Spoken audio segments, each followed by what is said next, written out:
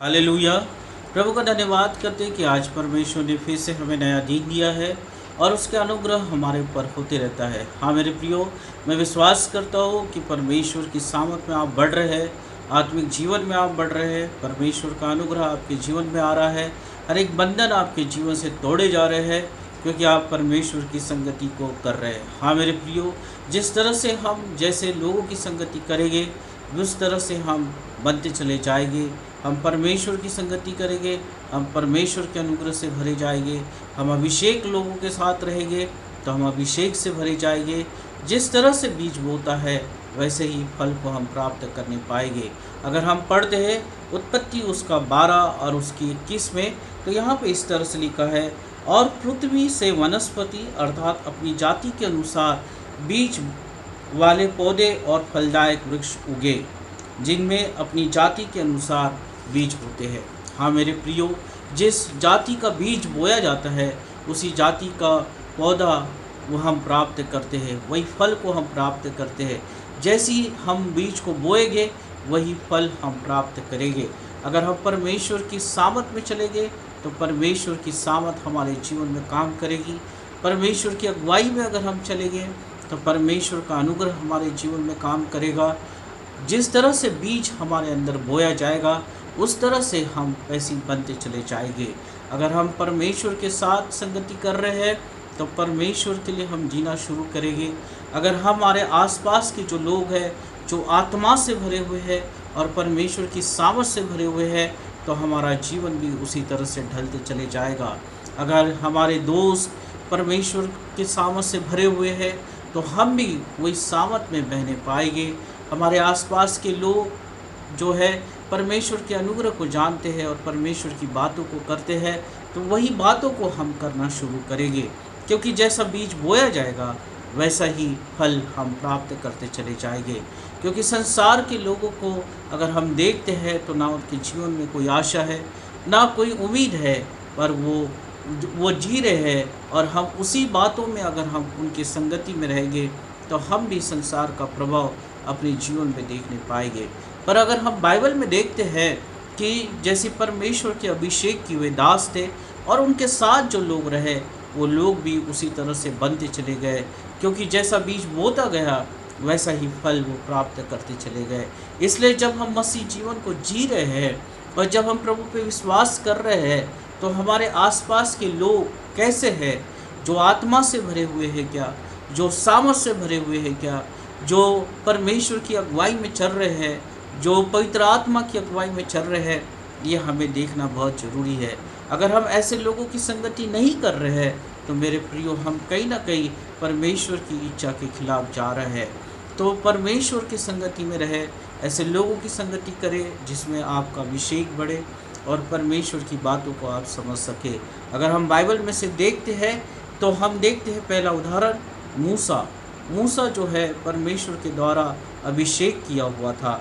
अगर हम गिनती उसका 11 और 17 आयत में अगर हम पढ़ते हैं तो यहाँ पे देखते हैं कि परमेश्वर का अभिषेक मूसा के जीवन में था, परमेश्वर की आत्मा मूसा के जीवन में थी और परमेश्वर जो है मूसा के साथ बात करता था और मूसा जो है हर समय परमेश्वर की संगति में रहता था। और यही अभिषेक जो है मूसा के साथ जो सेवकाई करने वाले लोग थे उनके ऊपर आया। हाँ मेरे प्रियो, मूसा की संगति किए, क्योंकि मूसा के जीवन के ऊपर जो था एक अभिषेक था, एक अनुग्रह था। परमेश्वर उससे बात करता था और परमेश्वर की इच्छा के अनुसार वो चलता था। और वही अभिषेक जो है जो मूसा के साथ सेवकाई करते थे उनके ऊपर आने लगा और मूसा के समान ही वो आत्मा से भरने लगे। हाँ मेरे प्रियो, आज जब हम मसीह जीवन को जी रहे हैं तो हमारे दोस्त किस तरह के हैं, हमारे आसपास के लोग किस तरह के हैं, हम किस तरह के लोगों की संगति कर रहे हैं, ये हमारे लिए बहुत ज़रूरी है। ये हमारे लिए समझना बहुत ज़रूरी है। अगर आप आत्मिक लोगों की संगति कर रहे हैं तो वही अभिषेक आपके जीवन में आएगा। आप प्रार्थना करने वाले लोगों की संगति कर रहे हैं तो आप प्रार्थना करने वाले बन जाएंगे। आप बाइबल पढ़ने वाले लोगों की संगति कर रहे हैं तो आप बाइबल पढ़ने वाले बन जाएंगे। जैसे मूसा के जीवन में अभिषेक था और उसके साथ जो लोग सेवकाई कर रहे थे, क्योंकि मूसा को परमेश्वर ने कहा कि तू मेरे कार्य के लिए कुछ लोगों को अलग कर और उसने 70 लोगों को चुना, और यही लोग जो है मूसा के साथ सेवा कर रहे थे, और मूसा का जो अभिषेक था वो इनके ऊपर आ रहा था, क्योंकि मूसा जो है वो परमेश्वर की संगति में था और ये लोग जो थे वो मूसा की संगति में थे। तो जो अभिषेक परमेश्वर का मूसा के ऊपर था, जो सामर्थ मूसा के ऊपर थी, वही सामर्थ इन लोगों के ऊपर आ रही थी। हाँ मेरे प्रियो, आज हम जिन लोगों की संगति कर रहे हैं उनकी बातें हमारे जीवन में प्रभाव डालती है, और हम कितने परमेश्वर के करीब आते ये हमें जानना बहुत ज़रूरी है। आज जवान लोगों को मैं कहना चाहता हूँ कि ऐसे लोगों की, ऐसे दोस्तों की आप संगति करें जो परमेश्वर के वचन से चलते हो, जो परमेश्वर की आत्मा से भरे हो, परमेश्वर की अगुवाई में चलते हो। अगर आप ऐसे लोगों की संगति करेंगे तो परमेश्वर आप पे अनुग्रह करेगा। और हम दूसरा देखते हैं एलिया, दूसरा राजा, और उसका 2 और 9 से अगर 15 तक हम पढ़ते हैं तो यहाँ पे हम देखते हैं कि एलीशा के ऊपर जो था परमेश्वर का अभिषेक था, उस पर अनुग्रह था। पर एलिया के साथ हर समय रहने वाला एलीशा जो है वो एलिया के अभिषेक को प्राप्त करने पाया। जब एलिया जो है स्वर्ग में उठा लिया गया, तब उसकी जो चादर है वो ज़मीन पे गिरती है और एलीशा जो है उस चादर को उठाता है। तो बाइबल में लिखा है कि एलिया का आत्मा एलीशा के ऊपर आके ठहर गया। हाँ मेरे प्रियो, एलीशा जो है हर समय एलिया की संगति किया करता था, क्योंकि परमेश्वर का अभिषेक, परमेश्वर की सामर्थ, परमेश्वर का अनुग्रह एलिया के ऊपर था, और परमेश्वर उससे बात करता था। और एलीशा चाहता था कि एलिया का जो अभिषेक है वो उसके ऊपर आए। आज हम जब संसार में जी रहे हैं तो हम किस तरह के लोगों की संगति कर रहे हैं ये हमें जांचना बहुत ज़रूरी है।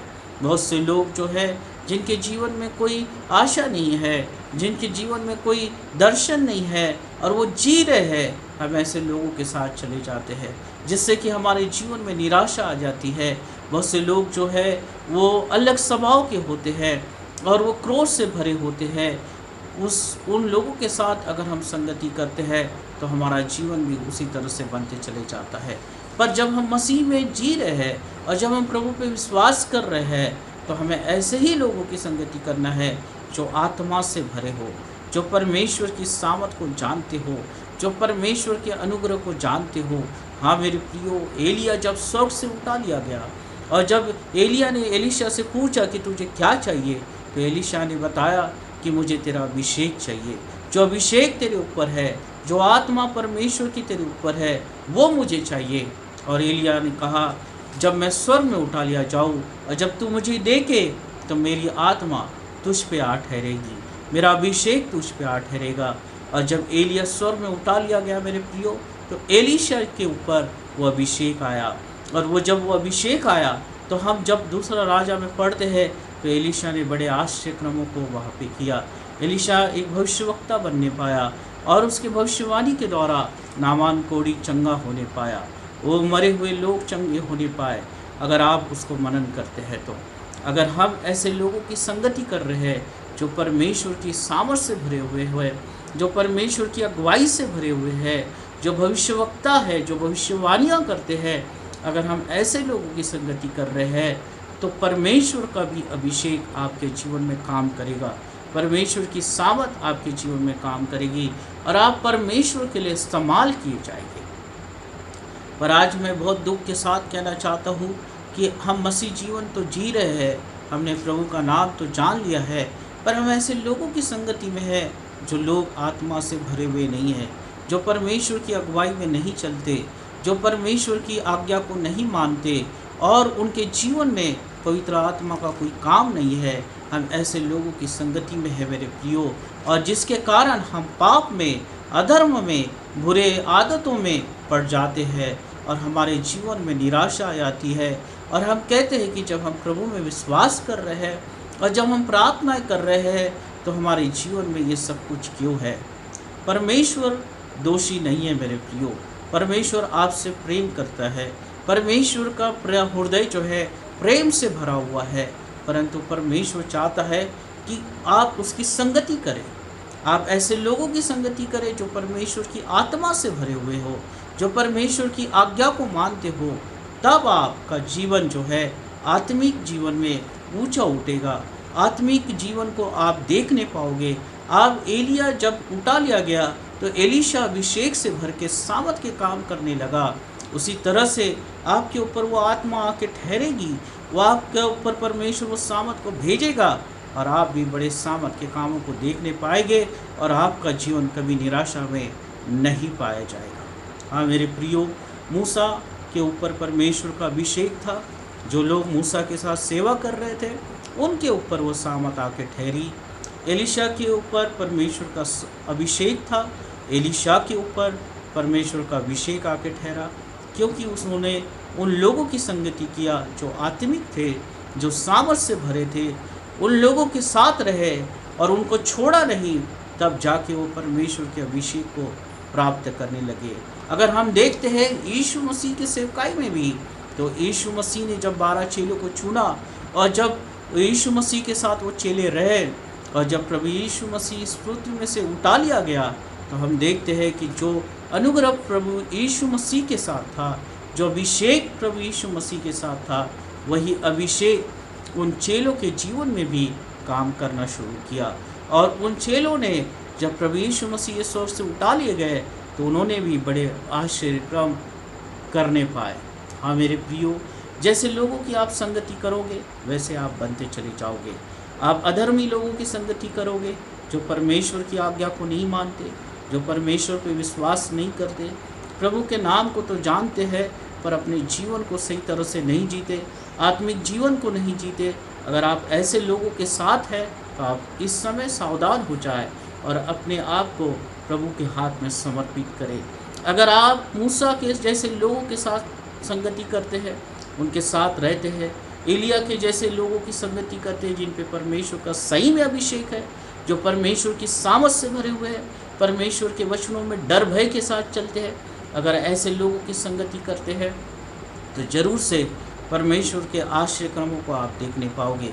क्योंकि हमने उत्पत्ति में पढ़ा, जैसा हम बीज बोएंगे वैसे ही हम फल को प्राप्त करेंगे। अगर उत्पत्ति 1 और 12 और 21 में अगर हम पढ़ते हैं तो यहाँ पे इस तरह से लिखा है, और पृथ्वी से वनस्पति अर्थात अपनी जाति के अनुसार बीज वाले पौधे और फलदायक वृक्ष उगे जिनमें अपनी जाति के अनुसार बीज होते हैं। आप आत्मिक लोगों के साथ संगति करेंगे तो आप आत्मिक बनेंगे। आप सामर्थी लोगों के साथ संगति करेंगे तो आप सामर्थी बनेंगे, क्योंकि परमेश्वर का अभिषेक उनके साथ साथ आप पे भी आना शुरू हो जाएगा।